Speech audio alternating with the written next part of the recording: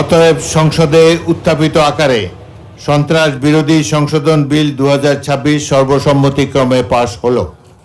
বিলটি পাশ করার প্রস্তাব উত্থাপন করতে পারেন। করতে পারেনি মাননীয় স্পিকার, মানে বিরোধী দলের নেতা ফ্লোর আপনি প্রস্তাব পাশ করার প্রস্তাব উত্থাপন করতে পারেন। জি মাননীয় স্পিকার। মাননীয় স্পিকার, এই বিলটা হলো একটি গণহত্যাকারী সন্ত্রাসী সংগঠনের নিষিদ্ধকরণ সংক্রান্ত একটা অ্যামেন্ডমেন্ট। আগের যে আইন ছিল সন্ত্রাস বিরোধী আইন, সেটা অ্যামেন্ডমেন্টের জন্য মাননীয় বিরোধী দলীয় নেতা নিশ্চয়ই স্মরণে থাকার কথা, ওনারা এবং এনসিপির বন্ধুরা সবাই মিলে এটা আন্দোলন করেছিলেন। সেই আন্দোলনের প্রেক্ষিতে এটা মোটামুটি বাংলাদেশে একটা জনমত সৃষ্টি হয়েছিল। সেই প্রেক্ষিতে তাদের কার্যক্রম নিষিদ্ধ করা হয়েছে সন্ত্রাস বিরোধী আইনে, এবং অ্যাকর্ডিংলি সেটা নির্বাচন কমিশনে তাদের রেজিস্ট্রেশনটাও সাসপেন্ডেড হয়ে আছে।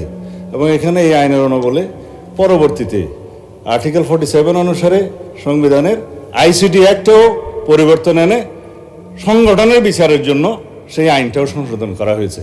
এখন আপনারা যদি এর উপরে আলোচনা করতে চান, আমার মনে হয়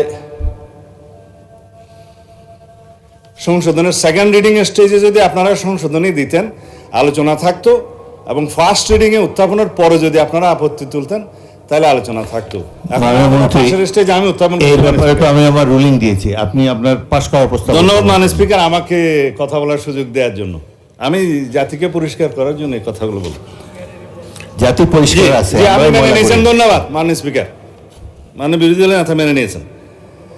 আমি সালাউদ্দিন আহমেদ, মন্ত্রী স্বরাষ্ট্র মন্ত্রণালয়, প্রস্তাব করছি যে সন্ত্রাস বিরোধী আইন 2009-এর অধিকতর সংশোধন কল্পে আনিত বিলটি সন্ত্রাস বিরোধী সংশোধন বিল 2026 মহান জাতীয় সংসদে উত্থাপিত আকারে পাশ করা হোক।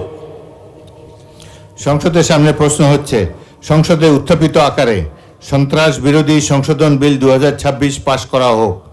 যারা এই প্রস্তাবের পক্ষে আছেন তারা হ্যাঁ বলুন, যারা এই প্রস্তাবের বিপক্ষে আছেন তারা না বলুন। আমার মনে হয় হ্যাঁ জয়যুক্ত হয়েছে, হ্যাঁ জয়যুক্ত হয়েছে, হ্যাঁ জয়যুক্ত হয়েছে।